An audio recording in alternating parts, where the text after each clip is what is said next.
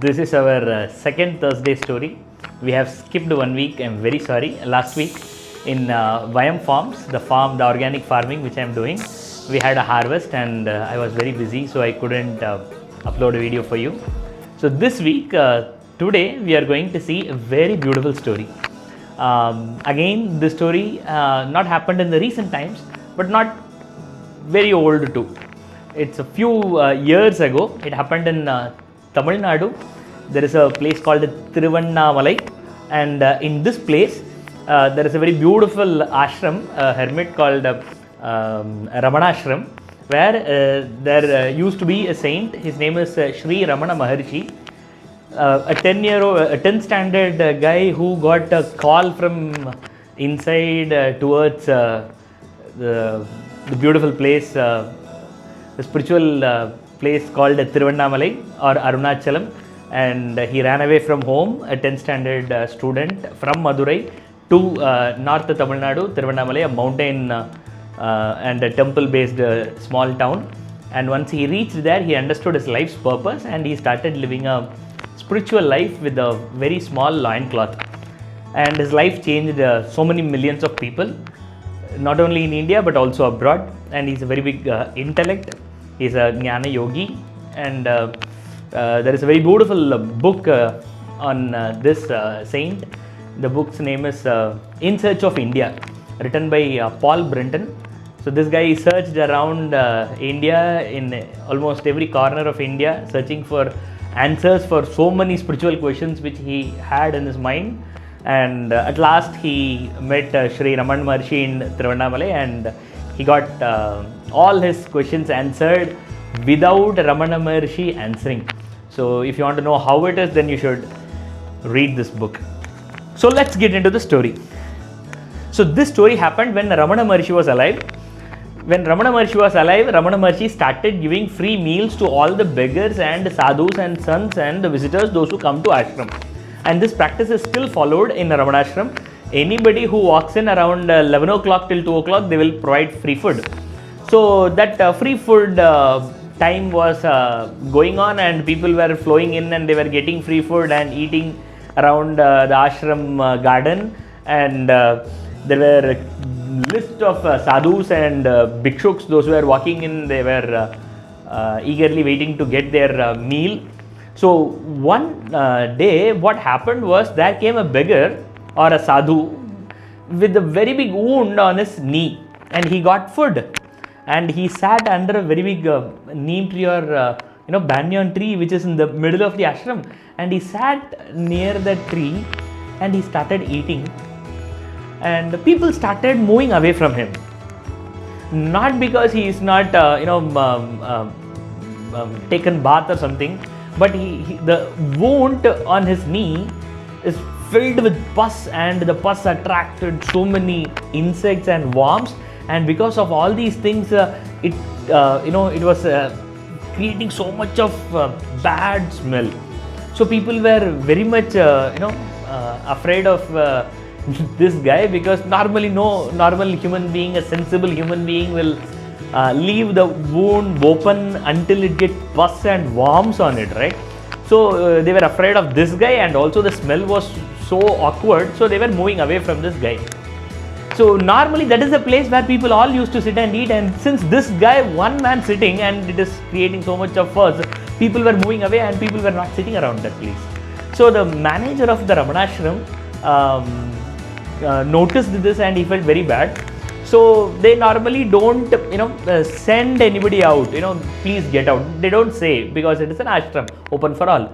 But since this guy is creating so much of nuisance, and the manager also thought that this man might be mentally retarded, so it is better, send him out. You got food, please walk away, stay away, so that many people can be accommodated in that place. So that was his thought when he saw the scene. And when he was about to tell the mentally retarded guy, the mentally retarded guy, a so-called mentally retarded guy, did something astonishing or shocking. The worms were falling out of his wounds because of overpopulation, and he picked all the worms and dropped it back on the wound.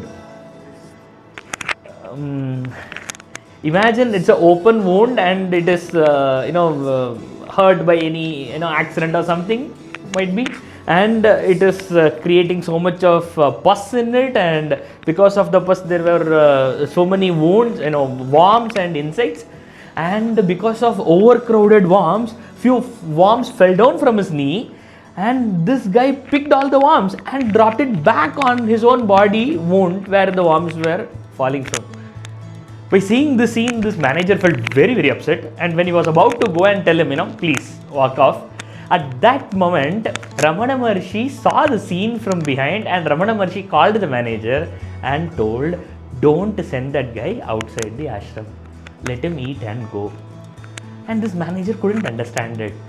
But Bhagwan, they call him Bhagwan, but he's doing nasty things.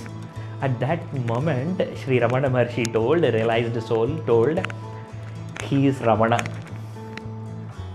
Yes, Ramana Maharshi himself is giving certification for a madman, so-called madman, that he is Ramana. Matlab, he is a realized soul. And he is having so much of love towards the worms that if the worms fall off from the wounds to the ground, in ground they may not get food, which is the pus which is secreting in his own body. Therefore, he is having compassion towards the worms. Therefore, he is picking the worms and dropping it back on his own body. We might have seen our mothers.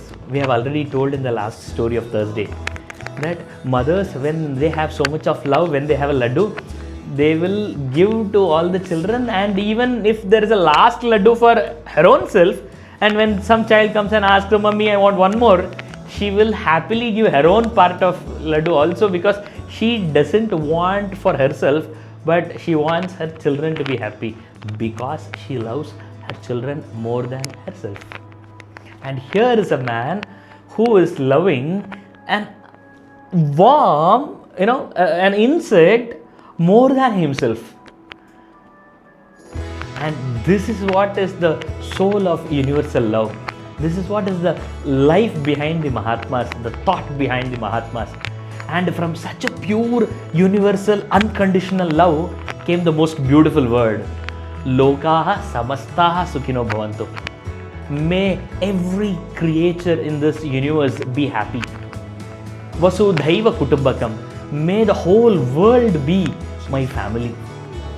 And when the whole world is a family, when you can think of every living creature should be happy, then can you damage the nature? Can you suck the natural resources for your selfishness? Definitely not. So this is the most beautiful example where you can find the universal love practiced in normal day-to-day life. I am 100% sure when it comes to us, we can't do the same because of the pain which we feel more than others' pain. But at least what I feel is ideology should be understood. If not, could be practiced. Understanding the ideology is the first step to walk towards that direction. Being our mother is impossible. She's selfless. But valuing mother is more important. And only when we value mother, we too imbibe the most beautiful, universal, unconditional love. Thank you so much. Next Thursday with one more beautiful story. Let us meet. And don't forget to subscribe, press the bell button and click the all notification so that any post I make, it will reach your cell phone. And also I am planning to create a WhatsApp group for the time being, and also a Telegram group if you are fond of Telegram. And the description, I am attaching all the links, so you can join the WhatsApp group and Telegram groups to get regular updates. We'll meet again. Thank you.